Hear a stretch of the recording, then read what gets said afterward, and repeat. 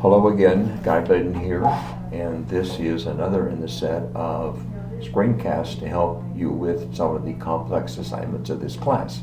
This one is all about the controversial presentation assignment. So this is entitled Controversy Tips and Pointers, Research and Philosophy. The topics I'm going to talk about here are selecting the topic, and then within that focus, we're going to talk about combining controversy and philosophy, the fact that you're creating a presentation, not a paper, and I'm going to provide you with some examples and illustrations so that it'll prepare you in order to start to do the presentation. Now, this is a set of 4 screencasts. 2 have already been loaded to Moodle by the time that this is done, so you have something there to help you with reflective essays, something with the match assignment, and the 4th is going to be loaded in later in this week, and we're now on Wednesday the 7th of November, and it's going to be all on organizing and documenting a worldview. So let's move on with this one here. As was stated the last time we talked about this kind of an idea, an advanced assignment, you always start by looking at the questions of the rubric. And here are the questions that you should be looking at for the controversial topic questions. And I've underlined the critical issues. So the first question is all about clear identification and effective presentation. That's what I'm going to look at. So by that I mean, is it clear to me what you're going to talk about, and is there evidence that the research is presentation, and the presentation is kind of well organized? It makes sense. You've thought about how you're going to put it together and present it to me. Okay, then secondly, I am asking you to definitely identify a position, pro or con, that's pretty clearly identified, and then the focus, and this is probably the most important point here, is based on research-based support for this position. So I'm sure that if it's controversial, that adds some element of emotionality to it. I really want facts and data and research support. Okay, I am going to look for a relationship of a philosophical basis to the controversial topic, and we'll be talking about that and providing some examples of that. And then finally, I'm looking for, again, the word effective organization, but this time I want a lot of emphasis on support and proofs. So I know you're going to feel strongly about these issues. That's important to me. I appreciate that, but I'm interested in what I would call, I want light rather than fire. Light in terms of good information. Okay, let's talk about justifying the topic. Now, first of all, the idea is that you need to come up with a topic that is somewhat controversial in nature. Controversy is something that you can identify yourself. So you can say this is a controversial topic, and you might have to provide only one sentence in order to show why this is a controversial topic. Certain things are just going to be controversial. Those of you in education know that the current Elementary Secondary Education Act, labeled No Child Left Behind, is controversial for educators. You simply bring up the phrase, they've got opinions, pro and con. We can talk about things about raising children or disciplining children.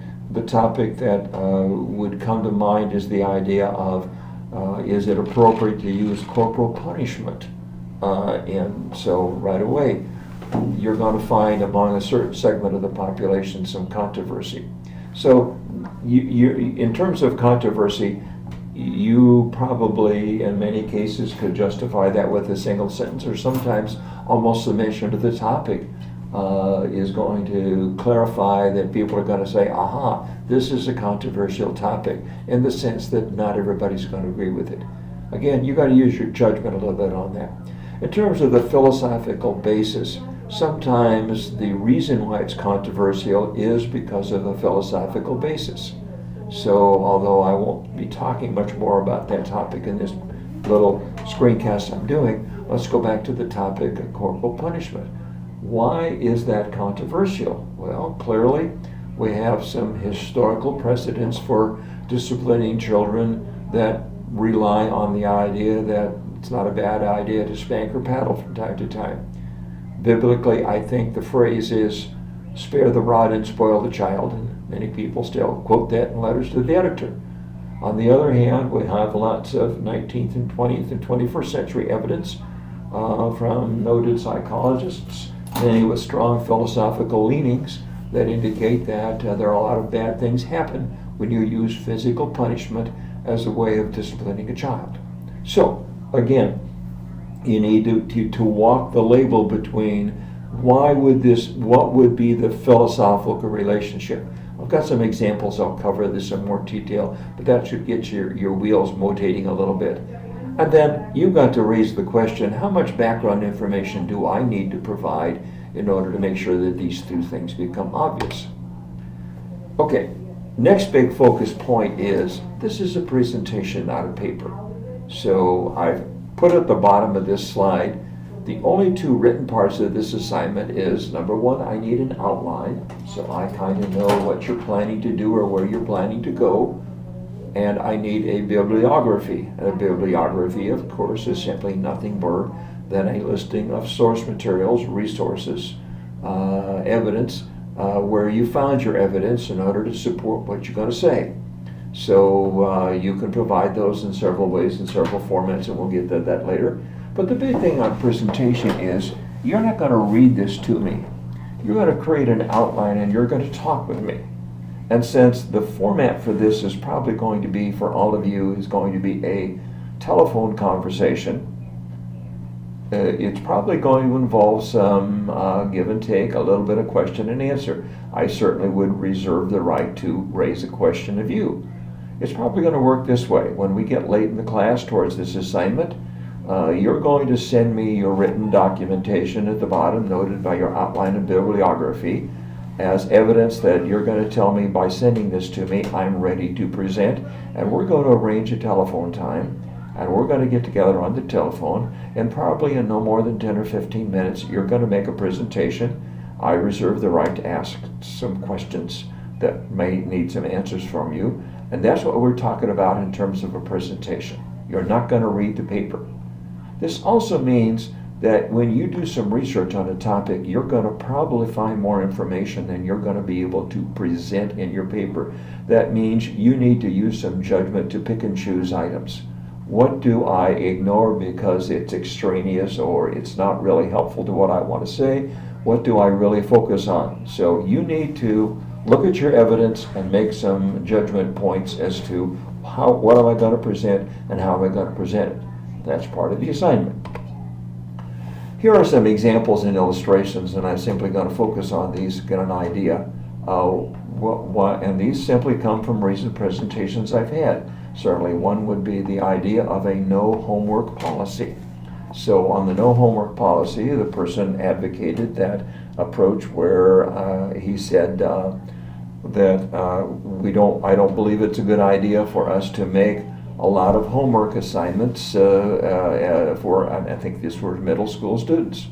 Now again, I would be looking at, is that controversial? Well, yeah, even I, without much justifications, and say that there are a lot of different feelings about whether kids should be required to do homework or not. And then I would also say, where do we get the philosophy for there? So that would be something I would be looking at carefully for the person who did this.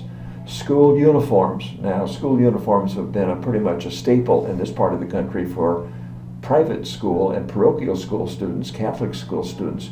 But a lot of emphasis has been, certainly in the part of Kansas that I'm from, Wichita, Kansas, about the use of school uniforms for public school students. So again, controversial. Does everybody agree that school uniforms is a good idea? Some have stronger feelings about another? How about a philosophical basis? What would be the reason for and against? Then I had somebody who presented the case in the other way. Somebody who actually made a case for homework. So I could have paired the first one and the third one together in an actual debate. I did not, but they formed bookends on that issue. Again, same issue. Is it controversial? Where's the philosophical basis? Now again, the fourth one may not be something that you'd be familiar with unless you have worked with limited English proficiency students, people who are taking English as a second language programs, and are familiar with the concepts of inclusion or pullout. But pullout, as you might infer, if you're not familiar with the concept, means that we pull out the children from a regular classroom to work with them in a tutorial or a small group situation. Inclusion means that we include the kids in the whole project. Now again, there's a lot of research on that people who specialize in this would know a lot about. So I would be looking for that from this person. Did she, in this case it was a she, do a good job of presenting the background information and scope of this so that others other than ESL specialists would understand what's going on? And finally, No Child Left Behind. And this person framed it in the idea of, is this law a matter of realism and idealism? In terms of format, you could provide this outline of bibliography, and I've had it done in several ways. Probably more people, probably 2 out of every 3 people probably create a PowerPoint presentation, because that's a neat way to create an outline in an easy format, as I'm doing here, and also include their bibliography. Several, and then probably the next most popular option would be a Word document. Others have used other kinds of tools, such as the screencast, which I'm using there. Again, I'm open. The format is not a big issue as long as you provide the outline and the bibliography for what you're doing. So that's not going to, format's not going to be an issue. Here are some examples that I'm going to simply screen to this. No homework policy. And so let's go here, and here is the one that I was looking at. Aaron Hazelwood did this. A lot of stuff here. Now the one thing I was looking for here, and all of these have pros and cons. In other words, it's hard for me. The strength here is Aaron had a lot of detailed information. There are, I believe, 11 slides here, a lot of examples here, of research, 3 panels on research. The thing that was missing is I kind of had to infer what's the philosophical base. It wasn't really easy to find from that. School uniforms by Pert Mikado. Pat actually provided this in form of a Word document, and I'm going to move this over a little bit so you can see that. She did this, and this is the document she provided to me, which was pretty easy for me to follow. I have bold-faced in here because she did point out the philosophical construct or relationship was pretty easily identified about the idea that school uniforms could be viewed by someone of an infringement of students' right to freedom of expression. People don't like to be told what to wear, so that could be a possibility there. Third, let's go on to the other one, No Child Left Behind, Realism and Idealism, which I've immediately misspelled. Sorry about that. I was in a hurry to do this. So let's go back over here. And this was by a lady by the name of Gina Rouse.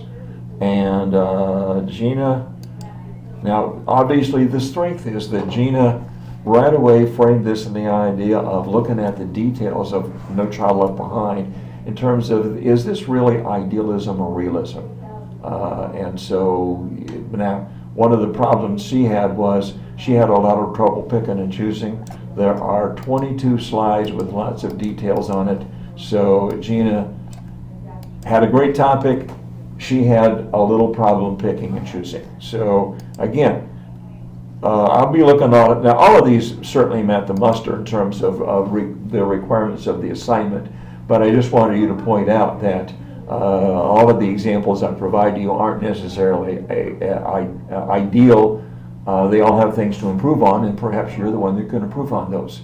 Well, this provides you a little bit of a background on this assignment. I hope this can help you get started on this particular idea, and we'll be talking more about it. I hope to have some further conversations with you.